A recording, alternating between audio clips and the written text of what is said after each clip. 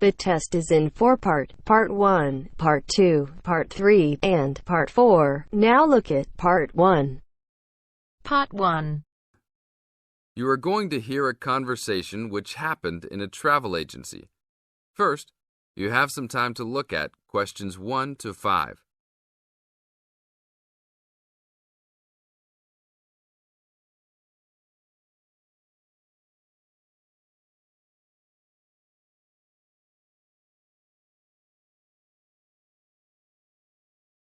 Now we will play the recording. Listen to the tape and answer questions 1 to 5. Hi, I would like to make a reservation for a round-trip plane ticket from London to New York. Welcome to the Student Travel Agency. London to New York. Let me see if we have any student specials for that flight. Yes, we do in fact. What days would you like to fly? I am looking for a flight around the 10th of October or so. And how about your return date? Ideally, the 31st of October. Let me check our computers to see if these dates are available. Are you looking for economy class or first class? Economy class will be just fine. We have an open flight on the 10th, but for your returning flight, the 31st of October is already fully booked. If you want to upgrade to first class, there are openings for the 31st. Just a few seats left, though. How much do I have to add for first class? First class will be around 20 to 25% more. Well, that is not worth it. I would rather just fly on another day. Do I have any other options? There are open seats back to London on the 1st of November. There are openings for first class that day too. No, I won't be able to do that because I have to work. Is there anything before the 31st? Maybe the 30th or 29th? Let me check. You can fly on the 29th, but not the 30th. The 29th is a little bit early. Is there any way I can be on a waiting list of some sort? Of course, but you should still confirm a return date just to be safe. OK. How about if I book a return date on the 29th and add my name to the waiting list for the 31st? Can I do that? Sure, I can do that for you. Do you also want to add your name on the waiting list for the 30th also? I would recommend this in the scenario that you do not get the flight for the 31st. That is a good idea. How much will the round trip cost? I will calculate your price for you. Your total will be £565, not including tax. Now look at questions 6 to 10.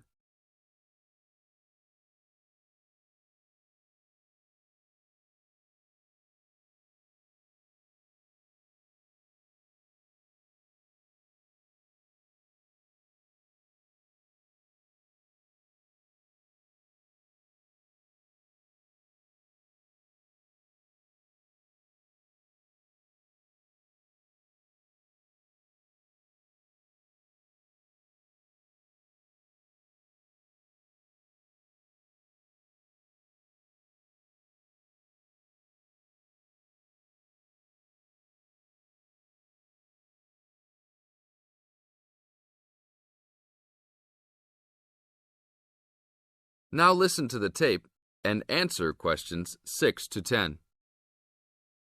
That's not too bad. Is there any discount for students? That is already including the discount. Without the discount, the price is easily over £600. OK, that sounds good then. Please put me down for those dates. I will need your information. Name and student identification number, please. Kenneth Conley, student ID 921232020. Your phone number, please.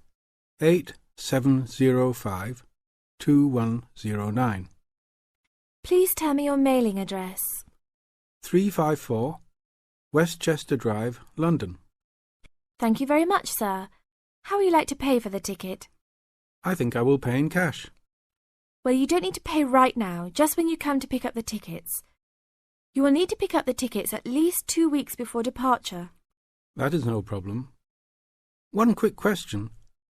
What happens if for some reason I need to cancel my trip? The student discount tickets are unfortunately non-refundable. However, if your cancellation is before 24 hours of takeoff time, then you can reschedule your flight for another day. If the cancellation is within 24 hours, then you forfeit your ticket. I understand. Well, thank you very much. I will see you next week. See you then. That is the end of part 1. You now have half a minute to check your answers.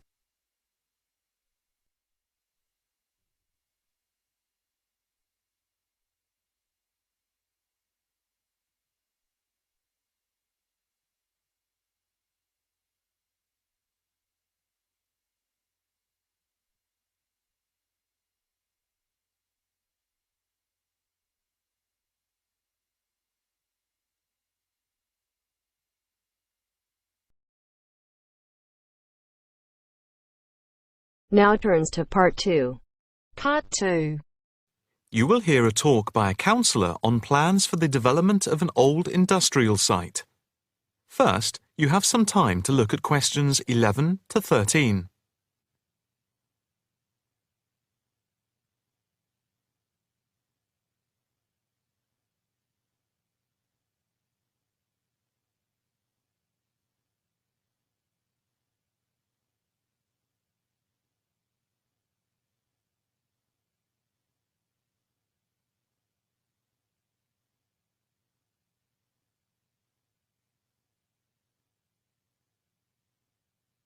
Now listen carefully and answer questions 11 to 13. Good afternoon, ladies and gentlemen.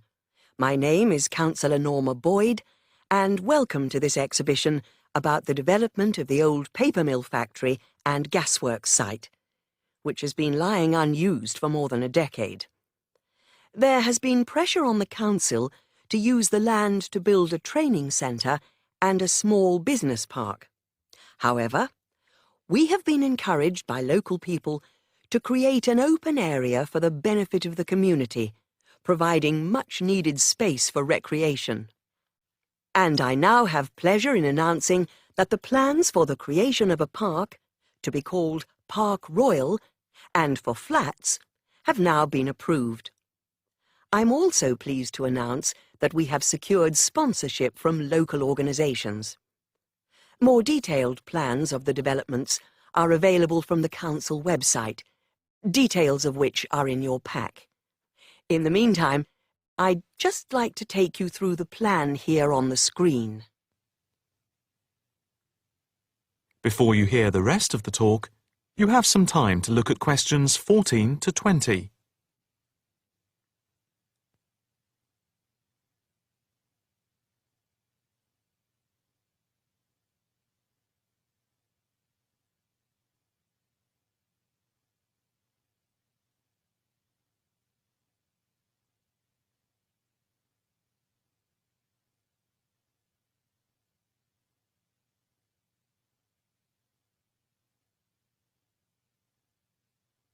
Now listen carefully and answer questions 14 to 20. If we start here at the bottom, you can see Parkside Street, where the main entrance to the park is. On the left of the entrance, in the bottom left-hand corner of the plan, there will be a block of 40 studio flats. On the other side of the entrance, there will be some workshops for local businesses. There will also be another entrance here, on the top right, which leads into Pear Street. Here, in the centre of the park, we will have an ornamental lake with paths radiating north, south, east and west to the different areas of the park. In the top right-hand corner, just by the Pear Street entrance, there will be a large sports area with 2 football pitches and 4 tennis and volleyball courts. Just here, beside the pitches, on the same side of the path, will be an outdoor swimming pool. Now, in the top left-hand corner, a walled flower garden is planned with a rockery and a water feature with walkways, seats and lots of shady areas for the summer. Next to this, a sculpture garden is also planned. Now, let's see. Just here, below the walled garden, there will be a grassy amphitheatre with a permanent covered stage for open-air concerts. We hope that local schools and colleges will use this theatre to showcase student work.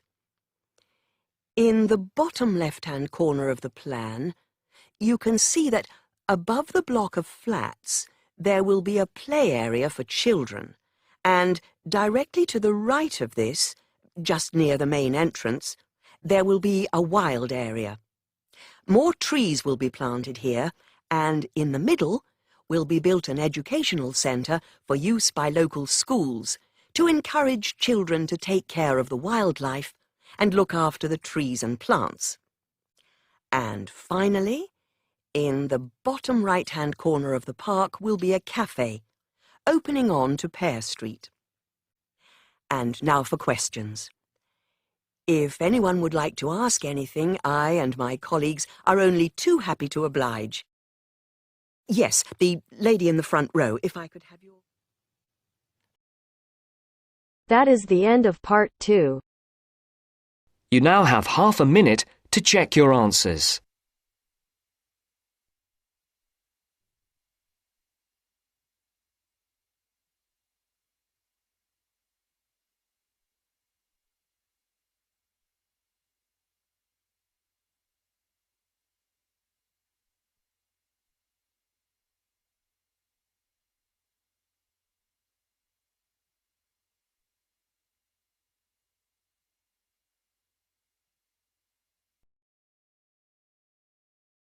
Now turns to part 3. Part 3. You will hear a conversation between Wolfgang and his new friend Mary, who has already been at the college for a few months. In the first part of the conversation, they're talking about a social activity program at college. First, you have some time to look at questions 21 to 26.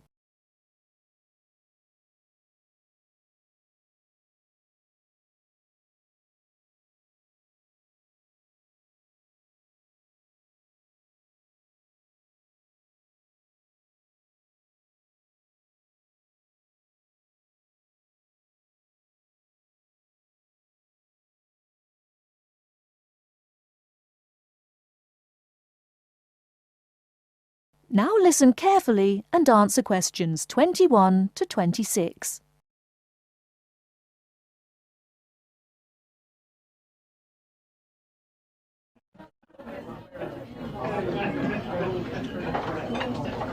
Hi, Wolfgang. Ah, Mary, how are you? Oh, fine. How's it going? Have you just had a class? Yes, I just finished my listening class. It was a little bit difficult. Yeah. It's always difficult when you first arrive somewhere. I found it quite hard when I first arrived. But you know what really made a difference? Was going on these social activities that the college arranges for you. It kinda gives you a chance to practice your English, and... I've heard that the college is pretty good about organising those kinds of things. How do I find out about it? Well, I've just picked up a schedule today. Let's have a look at it. Here it is. What is it? A schedule for this week or...? Yeah, let's have a look. Okay, yeah. Maybe we can do some things together, in fact. Yeah, that would be great. So... Let's see.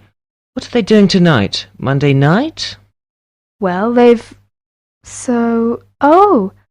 got singing with guitar. So I went to this last week. It's... Oh, really? Yes, it's quite good fun. Is it pretty good? Yeah. What do they do? Do they have a concert or...? They teach you, modern and traditional songs. Well, I'm not much of a singer, but, Oh, come on. You should go. It's really good fun. Well, I suppose it'd be a good way to practice my English. Yeah, 'cause you learn kind of British folk songs and things. It's really interesting. Oh, but look at that. That starts at 8. But I notice at 9 o'clock there's a late-night coach to Cambridge for a film. I think I'd want to go to try that. What time does this singing thing finish, do you know? Oh, well, usually it kind of lasts about 2 hours. But I mean, we can always leave earlier. They don't mind. Oh, okay. So we can do both then? Yeah, so... Right. So that's at 9 o'clock. Yeah. What movie is it? Let me see. Oh, it's Rocky. Have you seen it? Rocky? Oh, that's the one with Richard Dreyfuss, isn't it? Richard Dreyfuss? No, it's Sylvester Stallone. Oh, yes, I remember now. American movie. Yes, I haven't seen that. I want to see that. Good, let's go to that. All right. Oh, okay. Oh, did you see on Tuesday that there's a tennis tournament? Tennis? What time is that? Well, that's at 4 o'clock in the afternoon. Where is it? Is it on campus or... No. It's at Wembley, so that's in London. Oh, so it's pretty far away then. What time will it be coming back? The coach gets back at midnight. Oh, midnight. Well, tell you what, I think maybe I'd better cancel on that because I've got a class Wednesday morning, and I'm afraid at about 8:30, I'm afraid if I came back that late I probably would, I'd be very tired in class, and actually I'm more into football myself anyway. Oh, football? Well, did you see there's a football match on Wednesday? Oh, yeah? Well, who's playing? Let's see. Oh, it's England and Brazil. Oh, I really want to see that. Would you like to go together?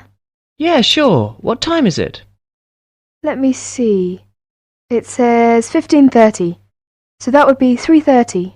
3:30, huh? Now, I have a lecture right after lunch on Wednesday at 1:30. Uh-huh. What lecture's that? Oh, well, there's a journalist coming from the BBC. He's going to talk about his experiences as a foreign correspondent. Oh, that sounds interesting. Would you like to go? Yeah, what time do you say it was? Right after lunch, around 1:30. Oh, 1:30. I have a class then. Oh, yeah. Oh, that's too bad. Well, what time does your class finish? It's an hour long, so it finishes at 2:30. Oh, well, I shouldn't imagine. The lecture shouldn't go much later than that either. So after your class and after my lecture, we can get together to go to the football game. Okay, so we can meet... Let's see, maybe 3 o'clock. Or maybe 3:15. Yeah, I think 3:15 would be all right. Okay, where should we meet? Well, usually on these kind of trips, the coach leaves from in front of the dining hall, so maybe we could meet there. Okay, so in front of the dining hall at 3:15. That sounds fine. Yeah, right. On Thursday, there's an international evening in school hall. Yeah, all songs and dances performance by students from all over the world. That's very interesting. Would you like to go and see? Yes, when is it? It will start at 8. Shall we meet at 7:50 in front of the school hall? Fine, 7:50 in front of the school hall.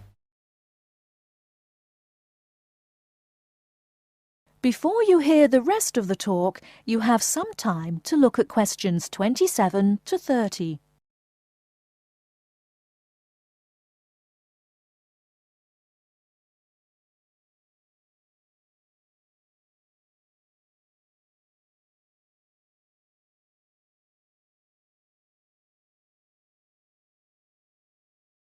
Now listen and answer questions 27 to 30.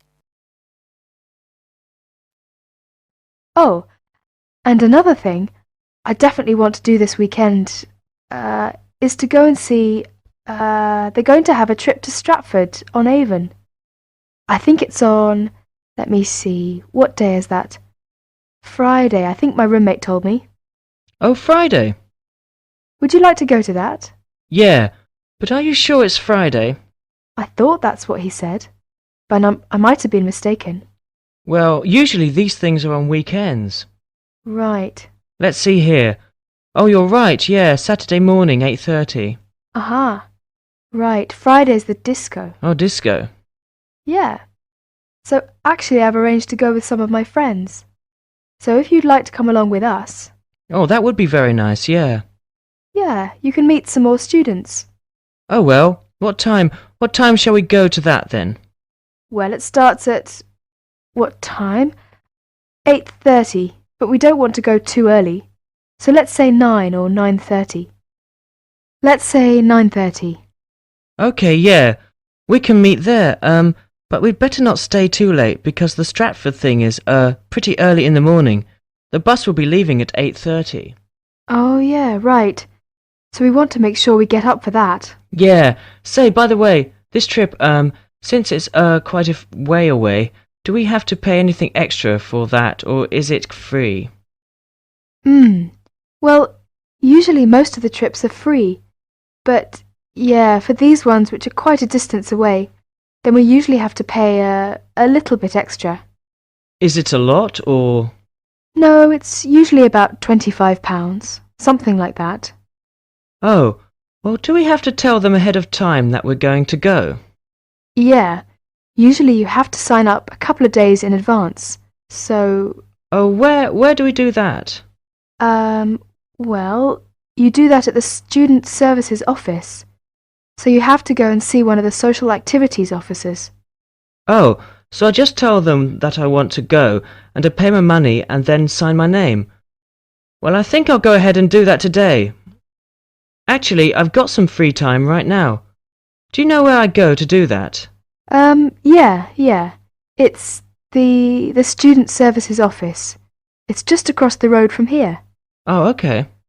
Well, across the kind of... You mean the green building over there? Yeah. So it's on the second floor. Oh, okay. Well, tell you what, are you going to the Shakespeare thing? Yeah, sure. Would you like me to go ahead and sign you up as well? Oh, yes, yeah, that'd be great. But, well, I haven't got any money on me at the moment. Oh, don't worry about the money, that's fine. You can pay me back this evening. I'll go and sign us now, and then when I meet you tonight at the singing, you can, give me the money then. Oh, well, if you are sure, that'd be great. No, it's no problem. Okay. Oh, is that the time? I'd better go. I've got a class. I'll be late. Okay, sorry. I'll see you later then. All right. See you tonight. Bye. Bye. That is the end of part 3. You now have half a minute to check your answers.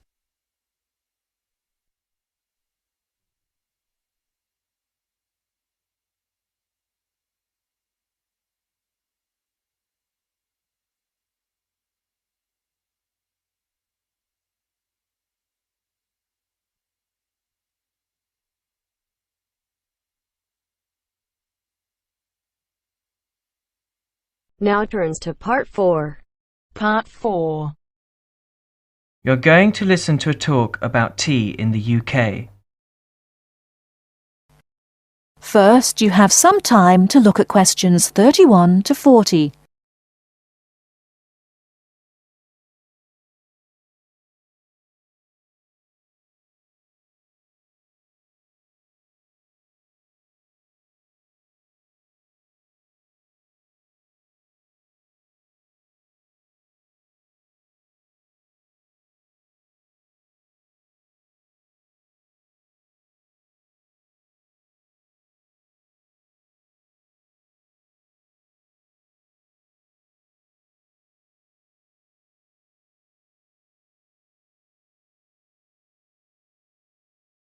Now, listen carefully and answer questions 31 to 40.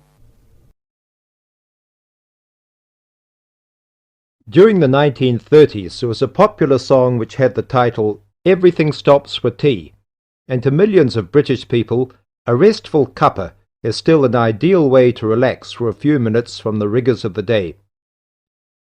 The English custom of drinking tea has its roots in the 17th and 18th centuries.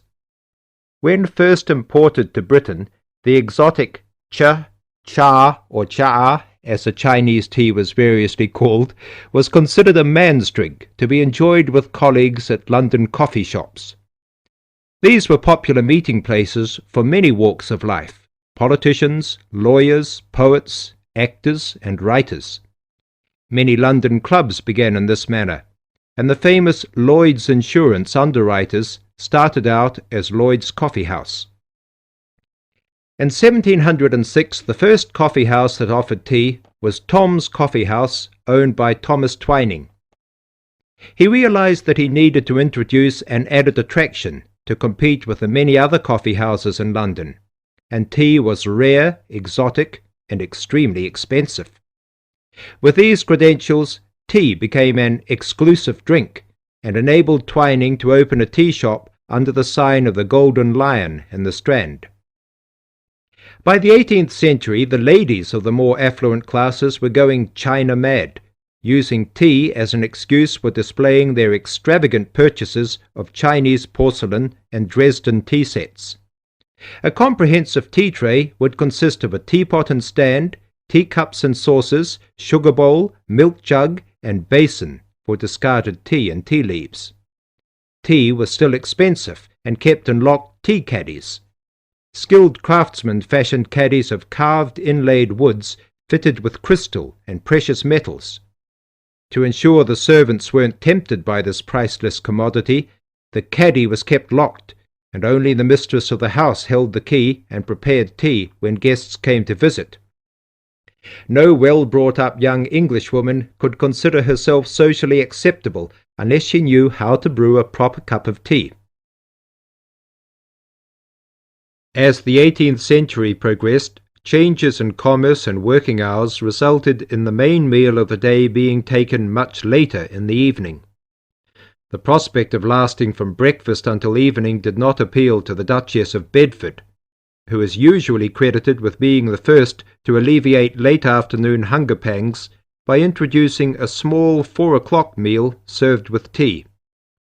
With time, the light, wafer-thin toast or delicate white bread gave way to exotic fillings like tomato and egg, cucumber, chicken, or potted shrimps, followed by buttered scones, crumpets, or elegant pastries. The popularity of tea continued to spread, but it was not until 1839 that the first shipment of Assam Indian tea was landed in Britain.